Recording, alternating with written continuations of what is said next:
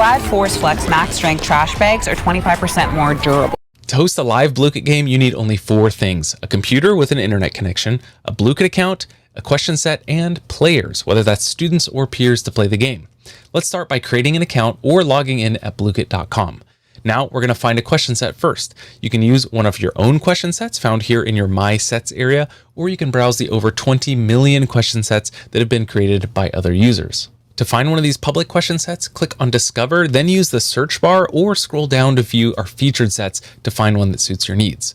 Let's use one of these featured sets for this example. Click on it to open up the set preview page. Then click on Show Answers to review the set, and when you're ready to host, select Host. You can click through each of the game modes to see some more details about it, and when you found one that you like, select Host. Most games will give you 2 options for how you'd like the game to end. Option number 1 is time-based, where you can set exactly how long the game will run before it ends. Option number 2 is achievements-based, where participants will have to accomplish something in-game, like earning points or avoiding damage, in order to end the game. We'll use the time limit in this example and set it to 5 minutes for this game. When you scroll down, you'll find even more options. Each game mode is slightly different, but you'll see the following options for most of them. Show instructions will display brief game instructions before the game starts. Allow late joining will allow students to join after the game has already begun, and use random names, which generates random names for players.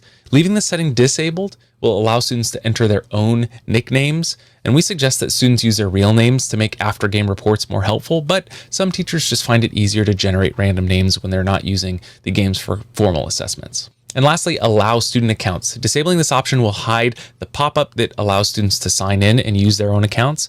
We recommend leaving this enabled because students will earn tokens and experience points which they can use to collect new Blukes and items in the game, and I'll expand on that more in another video. But it's all up to you. When you're ready to go, scroll back up to the top and click Host Now. Now at this point, you should be sharing your screen with your virtual class or on a large screen in front of your in-person classroom. You can make this full screen or even mute the music right here in the top corner. Instruct students to log into the game using one of the following methods. They can scan the QR code with one of their devices, whether it's a tablet or a phone. They can visit play.bluekit.com and enter this game ID, or you can always copy this join link and share this with students directly. This is particularly great for virtual classes. Now, once all of your students are in the game, click Start to begin the game.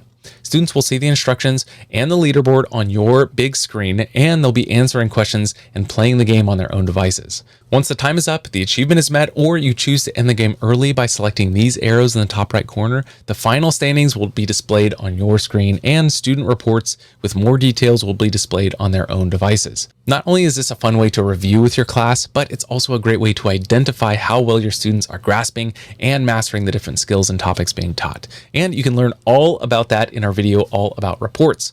Or if you want to learn how to create your own question set to use for live games or homework, click on this video over here. Either way, we'll see you in the next video.